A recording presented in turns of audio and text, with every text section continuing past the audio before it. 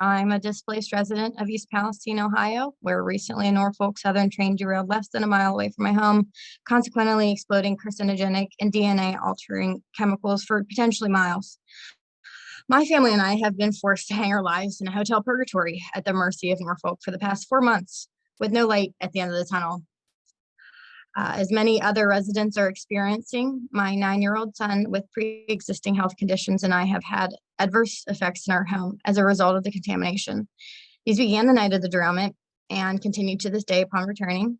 A sickening odor similar to drain cleaner clings to everything in my home. It prevents us from living in our once comfortable home. That's really hard for me. It's very traumatizing to realize your home is gone and everything you own is gone, and there's nothing you did that caused that. Nothing gets the stomach turning smell out. I've tried all the tips the CDC gives us and the EPA gives us, but nothing's really getting it out. It always comes back. We've experienced vomiting, nausea, rashes, headaches, disorientation, dizziness, burning eyes, throat, tingling limbs, numbness in the mouth, teeth, gum pain, tightness in the chest, breathing difficulties, and body pains, to name a few. We didn't have those before. They're completely unexplained right now. My young son's going to go into the 4th grade next year, and his future's already been compromised. After fighting to get a test, my son tested positive for vinyl chloride. His doctor doesn't know how to handle it. CDC tells us to go to our doctors, but they're not equipped to handle this kind of chemical disaster, and we've yet to receive a referral for even a toxicologist. I feel like my son's life is not a priority, and as a mother, that fuels a fire that only a parent can understand. This is not okay. These chemicals are known as forever chemicals for a reason. They don't easily break down, and they continue to collect in our bodies, in our children's bodies. I worry about exposure to even low levels of chemicals leading to long-term health conditions like autoimmune diseases, cancer, or infertility. We weren't even given any information on symptoms or odors to be aware of, or to keep an eye on. According to their own website, CDC and EPA know the risks of compounded synergistic exposure, which just means that everything builds, and the more chemicals there are, the more deadly and more symptomatic people usually are. In the media, it's often downplayed to 1 or 2 chemicals like vinyl chloride or butyl acrylate, but in reality, it was an unprecedented chemical cocktail, especially once their byproducts were burned and naturally changed in the environment. They're not testing for those, though, not testing for all of those. It's not the narrative we're presented by Norfolk and related agencies. Everything's fine. Ignore the babies with nosebleeds and noxious smells. They're making it right?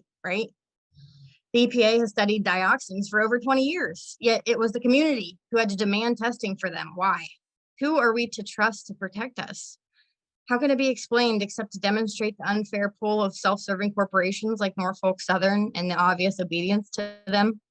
Norfolk wants to throw cash around to our village council and select businesses in town. They want to build us shiny new parks while we beg for valid medical attention. Residents have not seen any of that money. I'm essentially homeless at no fault of my own. Why should I have to be burdened by this cost? It's an outrage.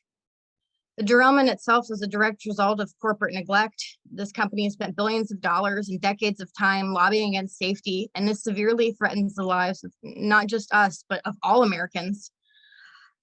I feel like I don't know where to go. People ask me, how do you move on from this? I don't know, because where do I go that's safe? Where do I go that I know it's not going to happen again? You can't just leave the situation when millions of people live within a mile of a train track, Additionally, political legislation continues to defund and discredit some of these so-called protection agencies like the EPA and the CDC. But this isn't a bipartisan issue. It's a human rights issue. Like I said, what's stopping this from happening again? Our agriculture here has been compromised, food that ships across the nation, a river that supplies drinking water to over 5 million people across multiple states. The integrity of our leaders have been compromised. Why would our own governor regularly accept donations from Norfolk, yet ignore our desperate cries for help for over 4 months? We are the people he's supposed to represent and serve, not the corporations who poison us. My intuition tells me that money talks. Our innocent families are forced to live without answers in a deadly chemical soup at the hands of spineless politicians and a profit-hungry corporation. And all we can do is just to hope that someone in charge drastically changes something soon. It makes me feel hopeless. But we as residents have joined together to form a community oversight committee. I'm sure it's been mentioned, Unity Council, in an attempt to have our voices heard and our needs met. We felt like no one else was going to help us, so we had to take it into our own hands if we wanted to survive. I mean, I really truly feel like it's a survival instinct at this point. We've written so many letters and emails to politicians, local, state, federal, you name it.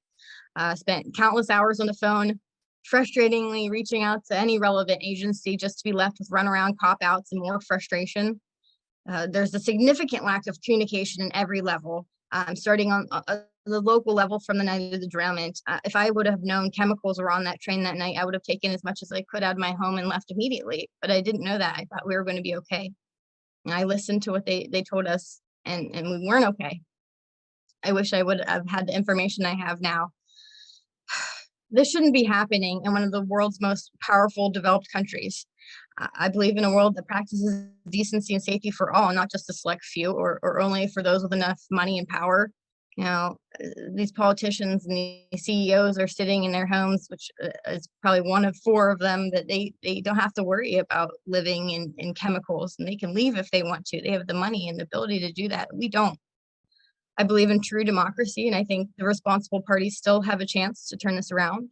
Governor DeWine needs to push for an emergency and to understand his people are still suffering.